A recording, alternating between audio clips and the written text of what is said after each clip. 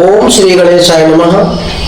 आज आपको वास्तु के विषय में जानकारी देना है, क्योंकि कई बार लोगों का फोन भी आता है और कम से कम 35 साल से इस क्षेत्र में हम कार्य भी कर रहे हैं। तो हम देख रहे हैं कि लोग वास्तु का बिल्कुल ध्यान नहीं देते। वास्तु यानी हमारे साथ देखिए 3 चीज़ें हमारी लाइफ में स्पेशल है। एक तो इंसान की शरीर होती है, मनुष्य की शरीर होती है। दूसरा आप ले लीजिए एग्जाम्पल में गाड़ी। अगर गाड़ी में एक भी पार्ट खराब हो जाए तो गाड़ी खड़ी हो जाती है। मनुष्य के शरीर में एक भी अंग अगर काम करना बंद करे तो मनुष्य अव्यवस्थित हो जाता है। ठीक इसी प्रकार वास्तु होता है। वास्तु यानी हमारा मकान। मकान में भी अगर एक भी समस्या आ जाए तो मकान भी ठीक उसी प्रकार से अव्यवस्थित हो जाता है, जिस प्रकार से शरीर में एक अंग गड़बड़ होने से शरीर, वाहन में एक पार्ट खराब होने से वाहन खड़ा हो जाता है। वाहन का तो हम बराबर ध्यान रखते हैं, उसकी मरम्मत भी करवाते हैं। शरीर का भी हम बराबर ध्यान रखते हैं। पूरा कहीं कुछ हुआ तो अस्पताल चले जाते हैं, लेकिन वास्तु के विषय में हम बिल्कुल ध्यान नहीं देते। वास्तु यानी जिस प्रकार से हमारी शरीर है, जिस प्रकार से एक वाहन होता है, उसी प्रकार से वास्तु होता है। शरीर अव्यवस्थित हुई तो हमसे जुड़े हुए यानी व्यक्ति से जुड़े हुए परिवार के जितने सदस्य हैं, सब के सब अव्यवस्थित हो जाते हैं। वाहन में अगर एक पार्ट डैमेज हुआ तो उस वाहन से आने जाने वाले जितने लोग हैं, सब परेशानी में आ जाते हैं।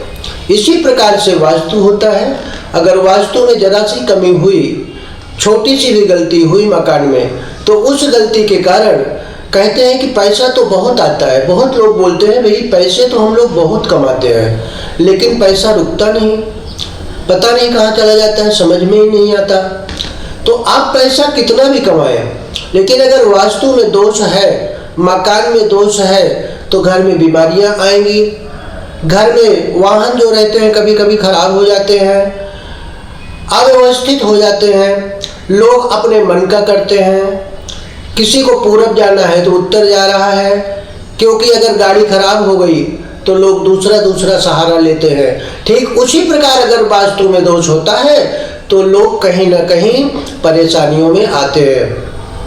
तो जितना ध्यान हम अपने शरीर का देते हैं, जितना ध्यान हम वाहन का देते हैं, उससे ज़्यादा ध्यान हमें अपने वास्तु पे, मकान पे देना चाहिए कि मकान की सारी चीज़ें सही हैं या गलत हैं। अब जिस प्रकार से शरीर में हाथ, पाँव, नाक, कान, ये सारी चीज़ें होती हैं, सारी की सारी चीज़ें आप देखिए तो वो सारी की सारी चीज़ें आपको मकान में भी मिलती हैं। मकान में भी वो सारी चीज़ें हैं। कान का काम खिड़की करती है, दरवाजे का काम मुख करता है, अग्नि किचन का काम जो है पेट करता है। तो ऐसे बहुत सारी चीज़ें हैं जो कि सब आपको वास्तु में पाई जाती हैं। देखिए सबसे बड़ी विडंबना है कि जब भगवान ने हमें बनाया, आज ये जो मनुष्य की शरीर है, इस शरीर को ईश्वर बनाता है, लेकिन आज तक कोई देखा नहीं कि वो कब आया, कब बनाया और कब चला गया। लेकिन कभी भी किसी की कान की जगह आंख नहीं लगाता, आंख की जगह नाक नहीं लगाता। यानी बनाने वाला आज इतना विधि विधान से बनाता है कि किसी की भी शरीर में जो चीज़ें हैं, छोटी बड़ी तो हो सकती हैं, लेकिन कान की जगह आंख, आंख की जगह नाक नहीं हो सकती। लेकिन क्या हम विचार करते हैं क्या कि मकान बनाते समय कहाँ किचन होना चाहिए, कहाँ पूजा घर होना चाहिए, कहाँ पर रसोई होनी चाहिए, कहाँ पर जो है बाथरूम होना चाहिए, सीढ़ी कहाँ पर होनी चाहिए, ये सारी चीज़ों को हम ध्यान देते नहीं। जो जहाँ पाए वहीं बना दिए। अगर आज यही विधाता जो जहाँ चाहे किसी का कान, किसी की आँख कहीं भी लगा दे, तो आप विचार करो उसका क्या हाल होगा। या गाड़ी बनाने वाला किसी गाड़ी में पहिया ऊपर लगा दे तो क्या वो गाड़ी चल पाएगी क्या? तो इन चीज़ों का हम ध्यान दें। मकान बनाते समय कहाँ क्या करना चाहिए, कहाँ क्या नहीं करना चाहिए। अगर ये गलती होती है तो जितना पैसा कमाना है आप कमाइए, वह सारा का सारा पैसा अस्पताल में वाद विवाद में जाता है। उस घर में बच्चों की शिक्षा पे भी गलत प्रभाव पड़ता है। इसीलिए हम इन छोटी छोटी बातों पे हमेशा ध्यान दें। वास्तु का हमारे जीवन में बहुत ज़्यादा महत्व है। जिसका मकान अच्छा होता है, जिसका वास्तु अच्छा होता है, उस घर में शिक्षण कार्य अच्छा होता है, धन धान्य की वृद्धि होती है, घर में सुख शांति होती है। अब इसको कहेंगे कैसे होती है, तो ठीक आप समझ लो कि अगर आपका शरीर व्यवस्थित है तो आप अपना काम अच्छे ढंग से करते हैं। वाहन पूरी तरीके से व्यवस्थित है तो वाहन अपने लक्ष्य को पूरा करता है, लेकिन अव्यवस्थित होने पे उसका लक्ष्य गड़बड़ हो जाता है। इस प्रकार से हमें मकान में वास्तु में ध्यान देना चाहिए। ईशान कोण पूजा की जगह है। अग्नि कोण पे सदैव कोशिश करें कि वहाँ किचन रखें। वायव्य कोण पे जो रूम होता है, कहते हैं अगर उस रूम में किसी कन्या का विवाह नहीं हो रहा है, वह कन्या वायव्य कोण के रूम में अगर रहे तो उसका कार्य शीघ्र संपन्न होता है। नैऋत्य कोण में हमेशा सीढ़ी का प्रयास करना चाहिए कि सीढ़ी रहे। तो इस प्रकार से बहुत सारी चीज़ें हैं, छोटी छोटी चीज़ें हैं जिसका अगर हम ध्यान देते हैं तो हमारे वास्तु में ताकत आती है। देखिए मकान कई बार उत्तर मुख का है, दक्षिण मुख का है, पूरब मुख का है, पश्चिम मुख का है।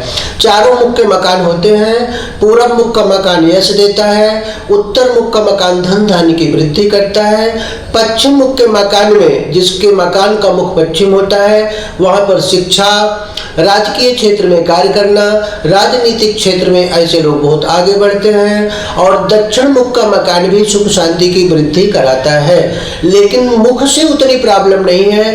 प्रॉब्लम यह होती है कि अंदर हम जिन चीज़ों को जहाँ बनाना है वहीं पर बनाएं।